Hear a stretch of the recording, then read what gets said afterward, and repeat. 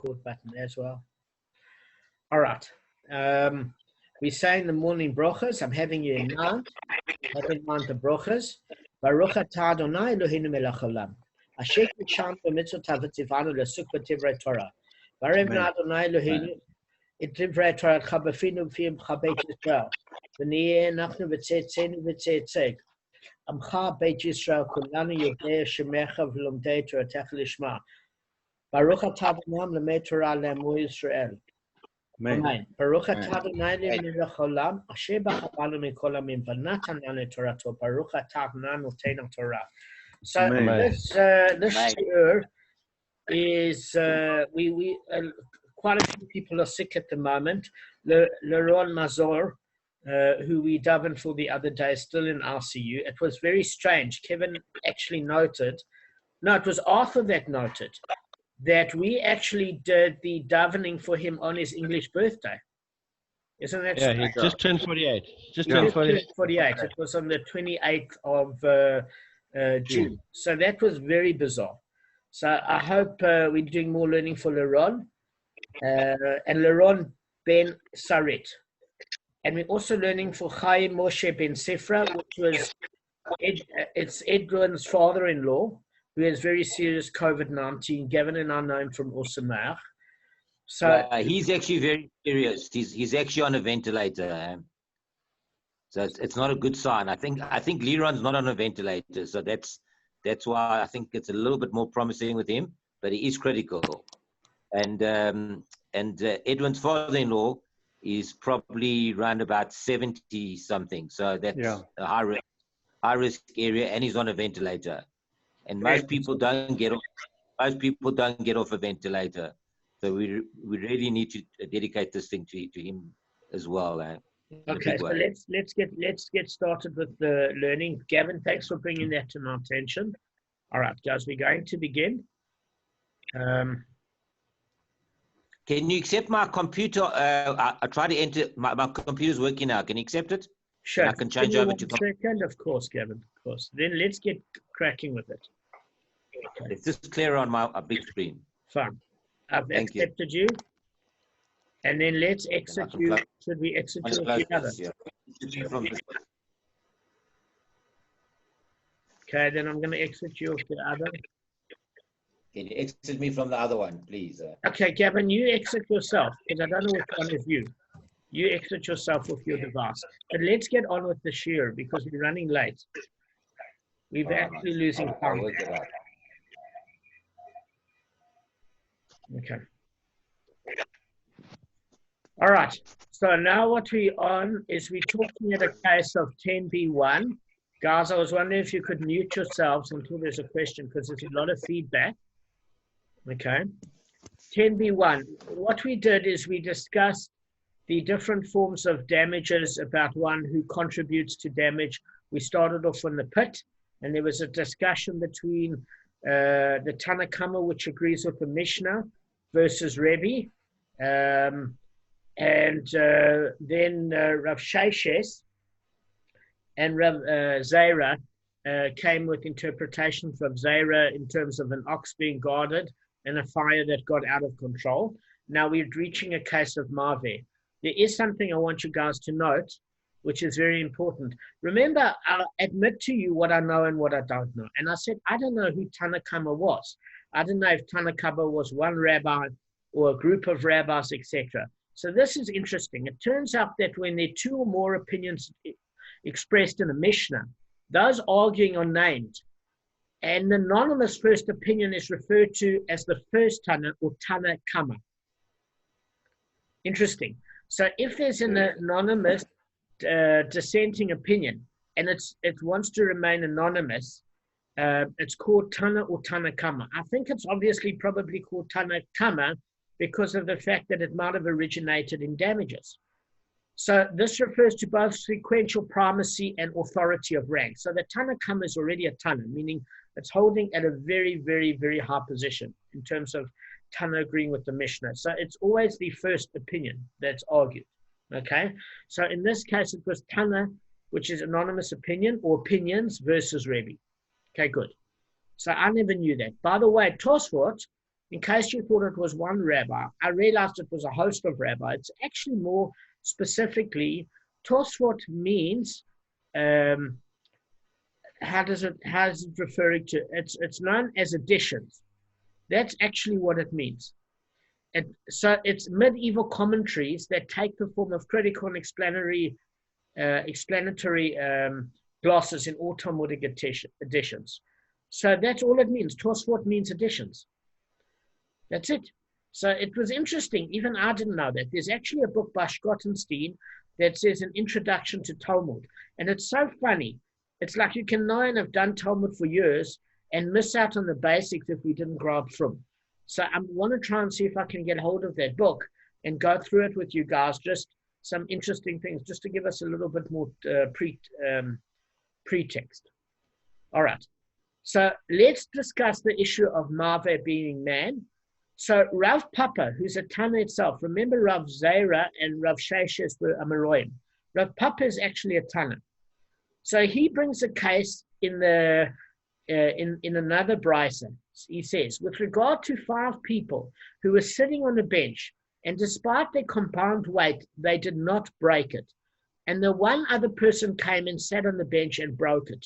The last person to sit on the bench is exclusively liable for the damage, even though the other's weight was a contributing factor to it. Okay, so why is this brought? Because with pit, the initial digger dug a certain portion of the hole, and the second digger contributed to that. So we want to say that maybe this case is more analogous than Rav Zera's case and Rav Sheshes.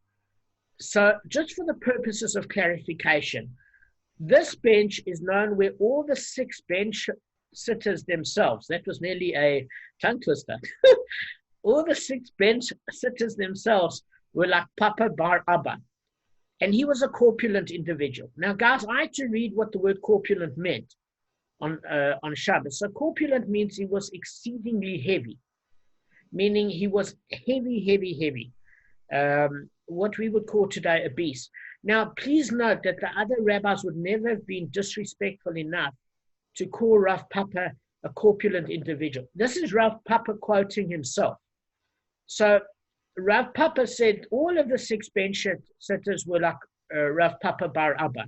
It's like only Jewish people can tell Jewish jokes, otherwise it's seen as anti-Semitic. You get what I'm saying? So he was what do you call it, self-ingratiating, like in the same manner.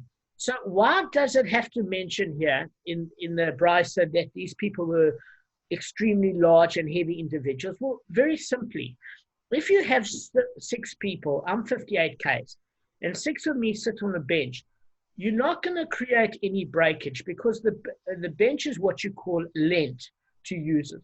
So, for example, in Central Park in America, or in Sydenham, there's a park by Donata Street where you sit on a bench and you are allowed to use that bench, and it's considered lent to you for use.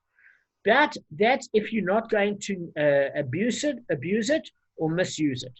So what happens is if you get into an elevator, if you get into a lift, it has a certain weight limit. It says 11 or 10 persons and a maximum weight of 1150. And if you exceed that weight, you then create a situation where it's dangerous for everybody.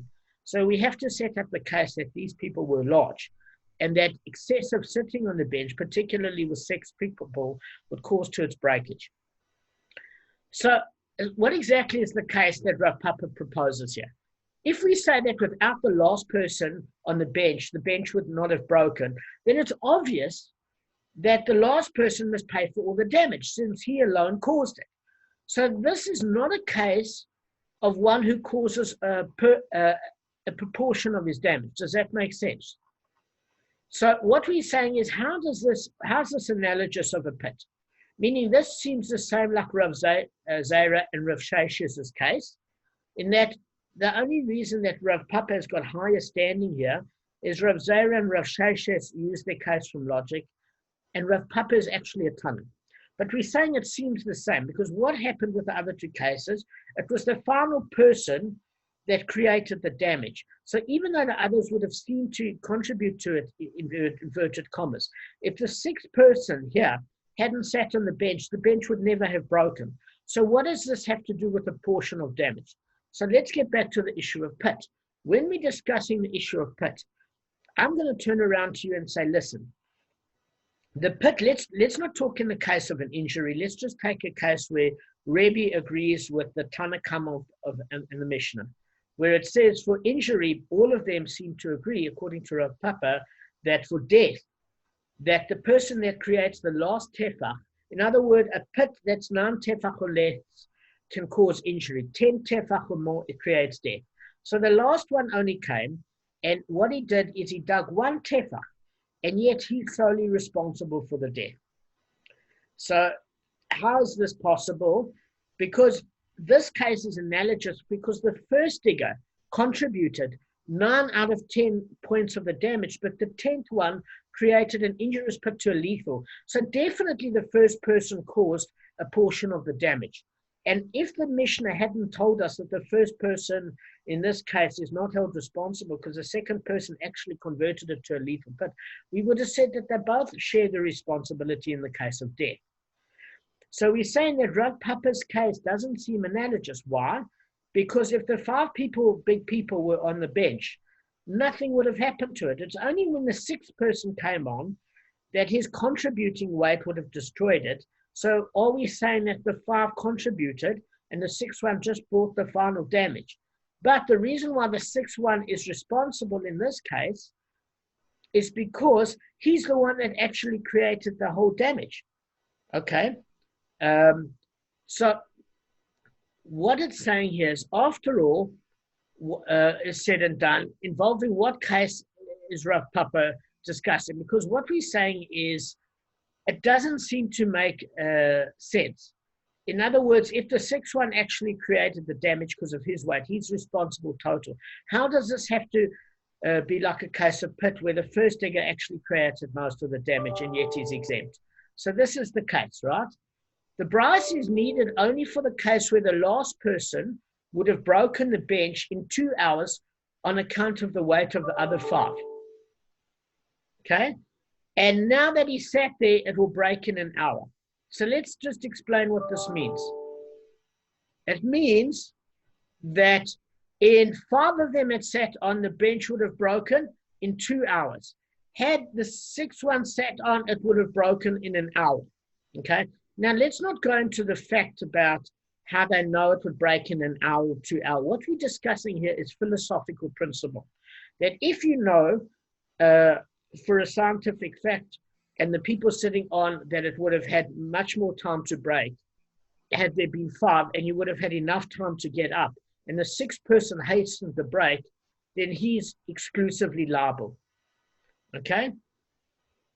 So what the others have turned around to him and said, listen, the reason, because he turns around to them and says, well, you contributed to the weight damage. So the others turn around to him, the 5 other heavy individuals, saying, if not for you, we would have sat on the bench a lot longer, and then we would have risen before our weight could have caused any damage. In other words, we would have got up before 2 hours because we knew that the bench had about 2 hours to go before it couldn't take our weight, and you hastened it, and you triggered the damage. So therefore, you're responsible. So the second person could retort the following. He could turn around and say, what? Guys, do any of you remember what he would have said? Guys? Yes, I remember. Second person. Yes. Second person. Yes, in other words, I remember. there's 6 guys, just hanging off. There's 6 people on the bench. All 6 people are very, very heavy and obese. So what it's saying here is the case is a little bit more specific. Had the 5 people sat on their own, it would have taken 2 hours for the bench to break. Now that the 6th person has sat on, okay, on the bench, he's hastened it to where it broke in under an hour. Does that make sense? And therefore, since he actually created the damage, irrespective of the contribution of the others, because they had plenty of time to sit on the bench, the 5 others say to him that we never contributed to your damage, because had you not sat down, the bench would have not broken for another 2 hours. So what could the 6th person say to as a rebuttal to the other 5? Do you know, Michael? before Arthur answers. Michael? I'm here. I'm just thinking. Just hang on. Okay, Arthur, just hang on don't a want to second. waste time. I don't want to waste I time. can give it a shot, but I'll wait for Arthur to give it a try as well. Just go for it. Just Go I on. gave you Somebody okay. I know the answer. Is he could have said, well, when I sat down, one of you could have stood up. Exactly. Exactly. Exactly. That's what I was going to say. Very Okay. good. Very good.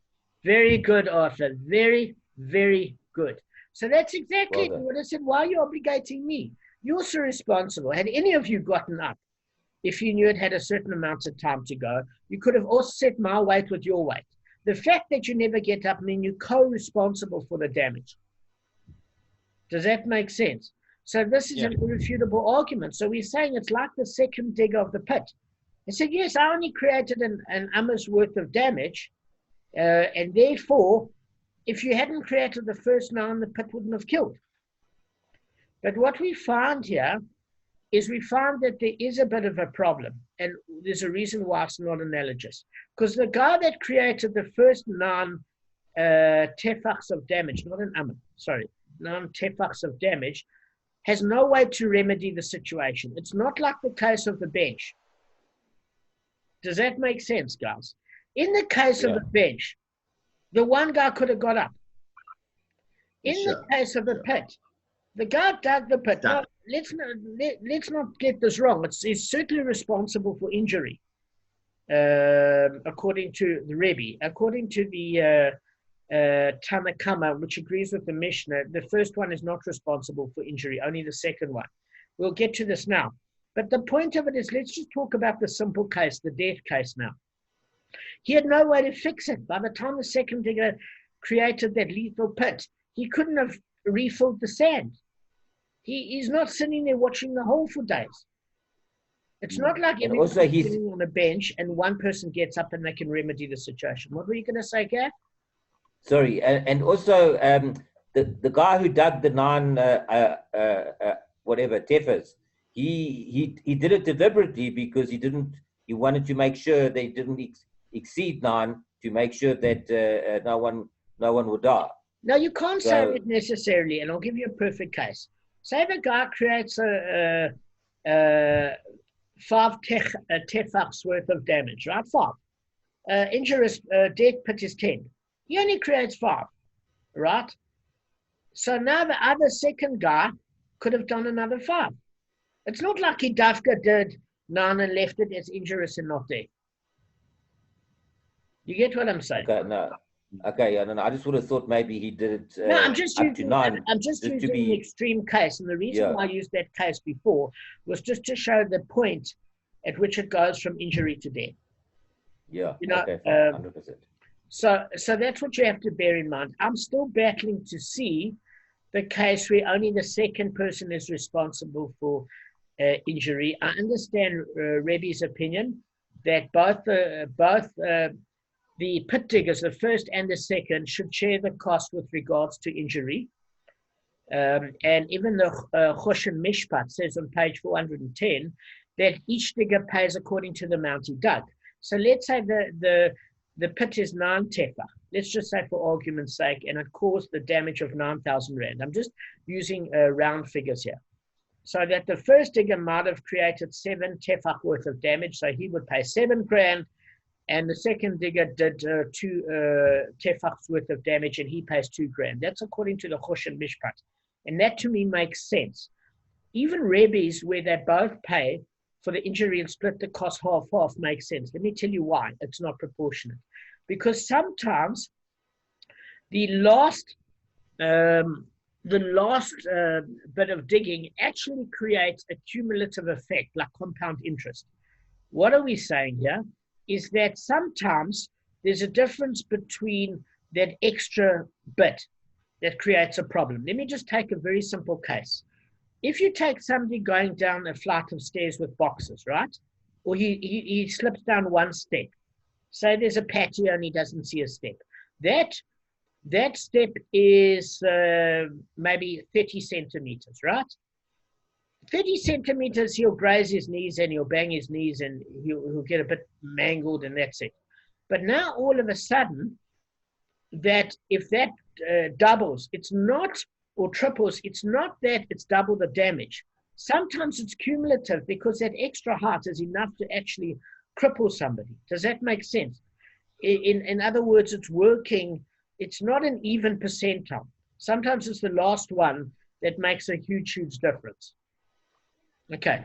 Yeah, So yeah, that's why they makes split it 50-50. It's not always proportionate to Chosh and Mishpat. In terms of the Bava Kamma in the Mishnah, we needed them to say that the first digger is exempt because we never would have thought it. We would just thought for injury both should pay.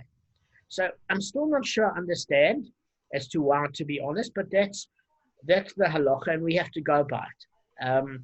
Now, let's just hit one more case while we're talking about this.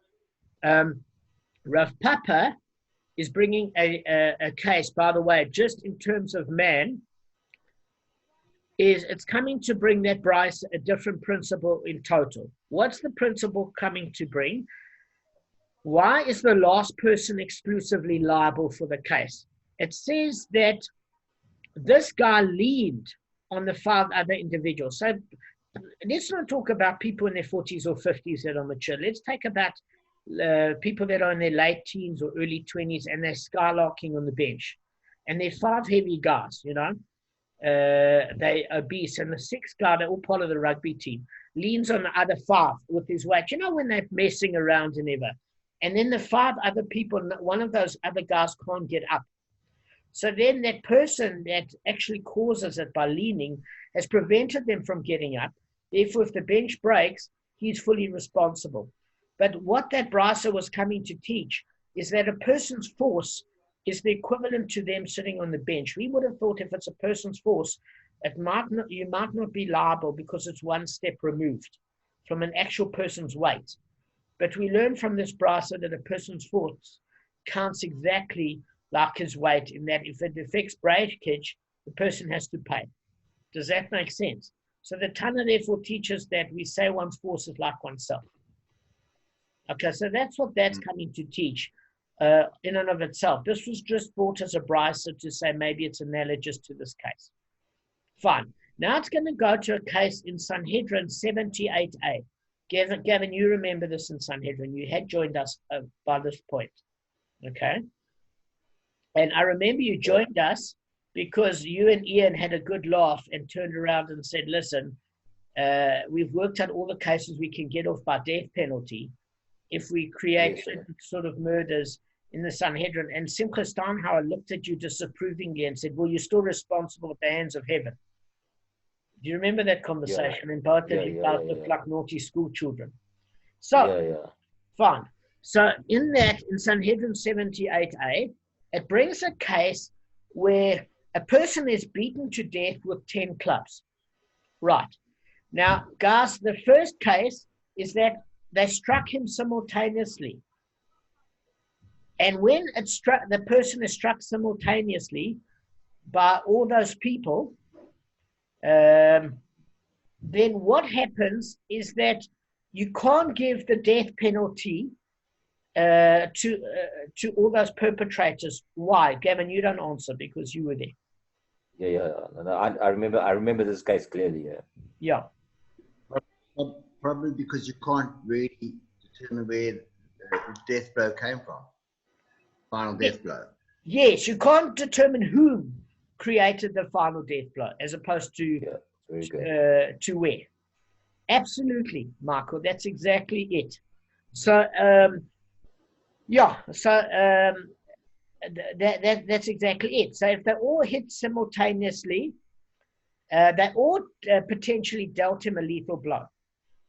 And what happens here is the victim didn't die until the actual beating ceased. Because if it was simultaneous, so anyway, he died a short time later, but you could see that it was from his injuries. Okay. So in that case, you can't convict all 10. So in that case, because you can't single out anybody that actually created the final death blow, they're all exempt from execution. That's great. All right. Damon? Yeah, we've got 10. Okay, just quickly, isn't that similar to when they do the executions with the death penalty, where they pull down and nobody knows who's actually pulling it down? Like there's like 5 people. Listen, we've got 10 Okay. minutes. Let's just get through the case. Sorry, mate. I'm sorry, but we're running out of time. That's cool.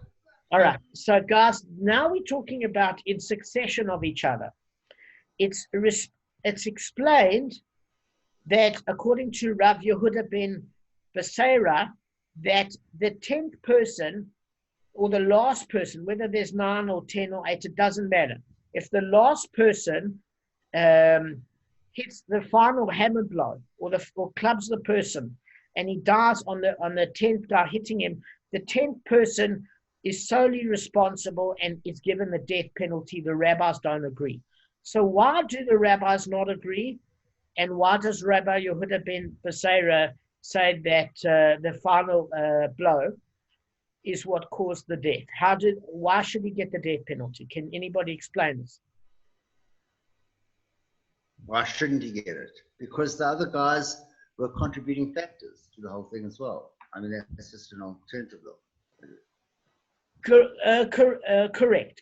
So Equally. yes. So in other words, we can't say, let me explain it to you, Michael. You said it exactly right. I'm just going to be a little bit more specific in terms of the wording, but conceptually you're right. The rabbi said this guy would have died anyway. Okay? So the fact of it is the last person to do the beating, because it was done in succession. He just hastened the death. But let's put this guy aside. If this guy hadn't given the final beating, the person would have died anyway, right? And Rabbi Yehuda basically turns around and says, listen, we interpret it differently. He actually interprets it as a case that the reason why he gives the capital offense is that he determines it according to Leviticus chapter 24, verse 17, that all life means any life that's left. Meaning if you hasten somebody's final moments, even of a dying man, we learned this, Gavin, with regards to a treifa.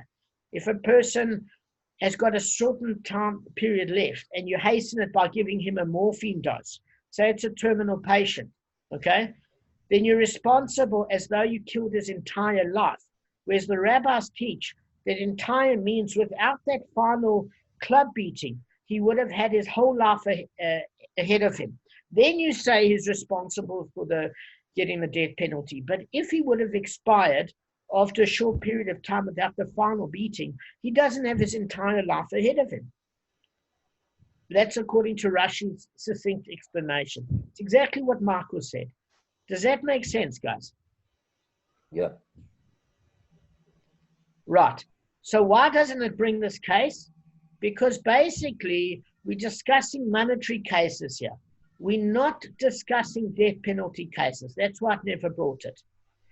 And and in a certain case, it's not necessarily analogous, because if the 10th person didn't in fact contribute to his death, and he would have died with the 9 other people. So what did he add? It's like the same cases with Rav Shaisus and Rav Zera. Are you with me? And if the 10th person caused it, he's totally culpable, according to Rav Yehuda. According to the rabbis, they all contributed, and it would have been a matter of time. Then they're all responsible. So it doesn't fit the case of Pitt, apart from the fact that the Brisa was not discussing death penalty cases. Any question, guys? Arthur, what was your question, by the way? No, it wasn't a question. It's just something. It was I mean, something. we've got time now. We just had to Okay, finish. fine. It's like when in America, when they give the death penalty and they execute them by injection. Yeah. You have like 10 people, whatever, pulling down on a switch, and nobody knows which switch it is because nobody wants to take responsibility. So you're not sure which one actually killed him. I didn't know that, Arthur. You know that in America? There's No. a whole lot of people, yeah. It's actually very clever, that. It's very clever, that. That's so brilliant, Arthur. Yeah, well, obviously, Yeah. if there's one guy doing it, he's going to feel guilty. But if you have like 5 people or 10 people, and you say it wasn't me, it could have been the other guy. So do you think And- Arthur, that's the same psychology as when they use a firing squad? Yeah. That's right. Wow. I've always thought if I was working in a firing squad and I had to do it, because otherwise the person would end up getting court-martialed, is that I'd go for the guy's leg. But it just claimed to be a bad shot. I wouldn't want to cause a death blow. But in your case, Art, that's amazing because they all would contribute. That's absolutely amazing. So one person doesn't feel guilty. Yeah. I wonder how Shemaim holds the person.